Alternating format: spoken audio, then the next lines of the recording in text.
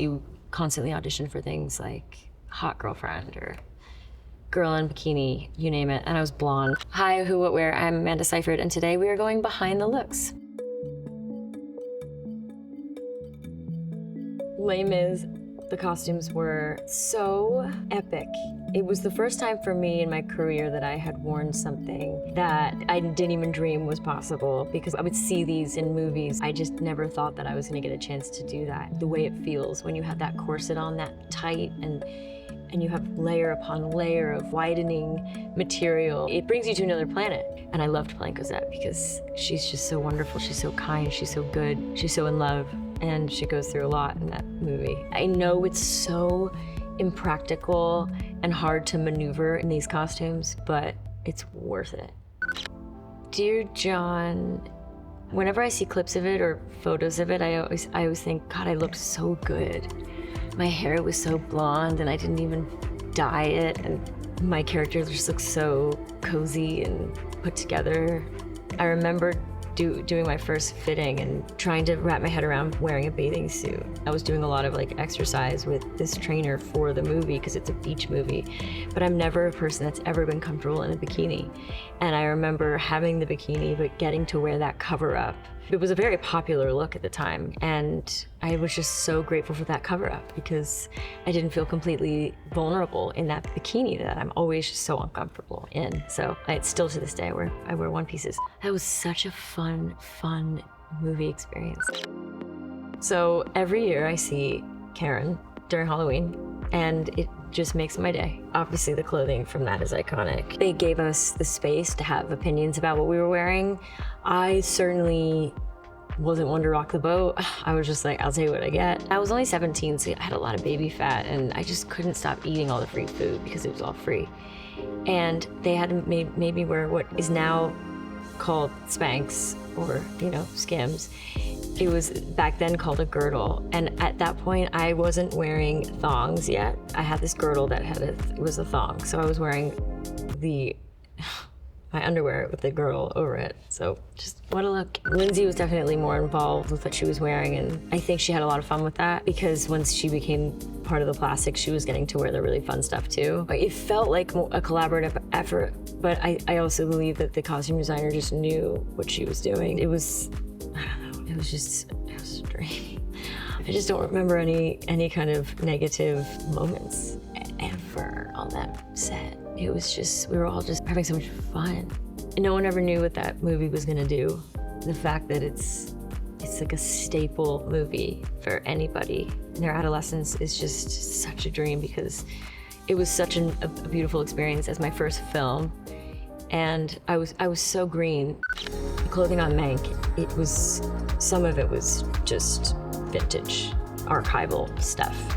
Some of it was built. I got pregnant on that movie, so some of the things needed to be altered towards the end, which was really interesting and fun to try to hide a tiny growing bump. But everything was so specific and so ornate and so over the top at times, and you could just never go wrong. I mean, I felt like a true movie star. It was very specific and, again, very transformative. It's one of the most important parts of being an actor, is being able to physically transform, and that's such an impact, especially in Mank. I looked in the mirror, I didn't even see myself. I saw who I was playing, and it was just so luxurious.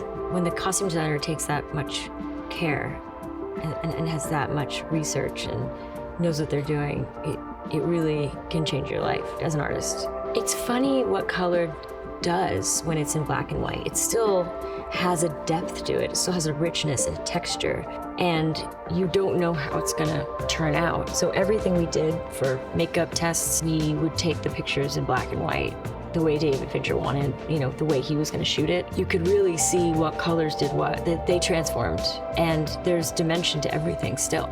It's beautiful. I mean, that fucking hat, it was so tall, but it wasn't that heavy, and I had to wear it for a week straight.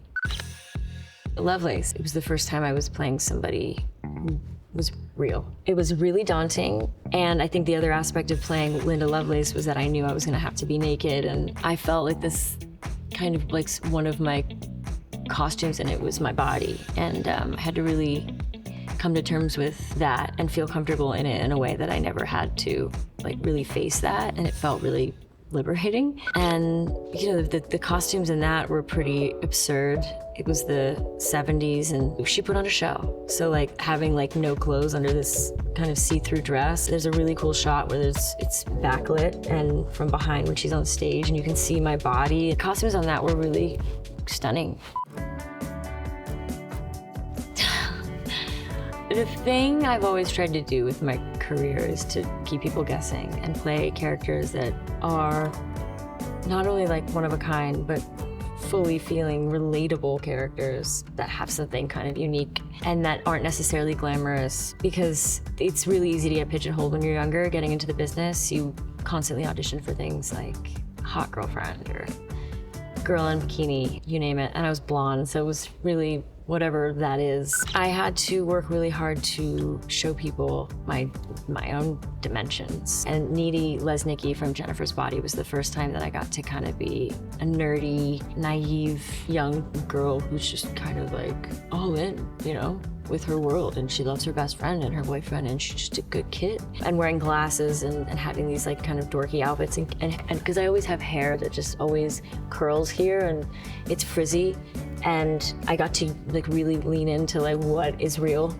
And the relatability of this character is just like so yummy because people just really love her. They can see themselves in her. And she's, you know, again, not pretty and glamorous. And that was really fun. And we had some really great looks in that. That pink dress was so wrong, it was so right. And it really sticks in people's minds. And that dress was also the dress I wore when I was in the pool trying to save my boyfriend, Johnny Simmons. So it was heavy and wet, I was cold. Oh my God, I was so cold all the time. It was horrible. Even the pool was warm, but I was freezing. And I had blood and that black stuff all over me, like blood coming down. I hate being wet. I hate being wet. I think every actor hates being wet because you're not just wet for 5 minutes, you're wet for an entire day. Anne Lee, The Testament of Anne Lee. The thing I was most excited about was getting back into those layers and those corsets like I did with Les Mis. So that was just very, very exciting and very exhilarating. A lot of rich textures, a lot of rich colors, a lot of thick material, and Gosha, our costume designer, is oh, she's just, I don't know what it is. She's just so talented, and it was so fun playing around with things. I felt like it was a true collaboration. She just brought me into it. It was so wonderful. I just had so much fun with the fittings. And then I'd have baby bumps, and I'd get to try things with the baby bumps, and then I'd feel how they moved with me when we were dancing. I got to play the formative years of her life. And the costumes like went along. We went on a journey together. It was so wonderful. And the shoes were so comfortable. Like, they're just like loafers. That's why loafers are the best. It hasn't changed. Oh my God. Yeah, so Anne Roth, who does the costumes, it's like she has the foresight to know what's gonna like fly off the racks when movies come out. I wore a one piece, and Anne Roth agreed that Sophie would wear a one piece, and that one piece, like everybody has been wanting that one piece. She's able to capture this island essence, and that wedding dress, oh, it was so lacy, and I mean, I got on a donkey with that dress. It was so hideously dirty by the end. And of course, when we do anything that's an homage to what ABBA used to wear, which we did in both movies, and we will again on the third, those big boots and those fun, iconic outfits at the end, it's just getting into that. Just so rare to get an opportunity to put those costumes on and dance and sing to ABBA. We are the only ones that really get to do it. For work, it seems. Unless you're an ABBA rock band. Oh, The Housemaid. Yeah, I was wearing a lot of cashmere. Nina Winchester is the most put together woman you'll ever meet in the beginning of this film. And she always wears beige or white. And at first I was like, I'm gonna wear beige or white and dye my hair like a white blonde and wear pearls? Oh, okay, do it, transform me, make me feel like someone else. Put a ballet flat on, a Chanel ballet flat on, or a Chanel knockoff, but you wouldn't know the difference. It was really cool. It's a genre-bending movie. Like any Paul Feig movie, the costumes are just as important as the settings and the characters themselves. So Issey Miyake had this turtleneck that Steve Jobs just loved, and then Elizabeth Holmes loved Steve Jobs, and so Elizabeth Holmes wore the same turtleneck. She felt empowered by that. It was her costume. It was her uniform. I just think it's so funny that she blatantly stole it from another very powerful inventor. Like, what? But she put red lipstick on. I think the most important piece of that puzzle in terms of fashion and costumes were the shoes that she wore at every point, because she walks a little differently. And I used that walk to help me get into character, and I used the shoes, and the shoes felt off. They didn't feel like they ever fit perfectly, and that kind of helped. It was so fun to play that. It's unforgettable. That red lipstick, that eyeliner, you go, girl.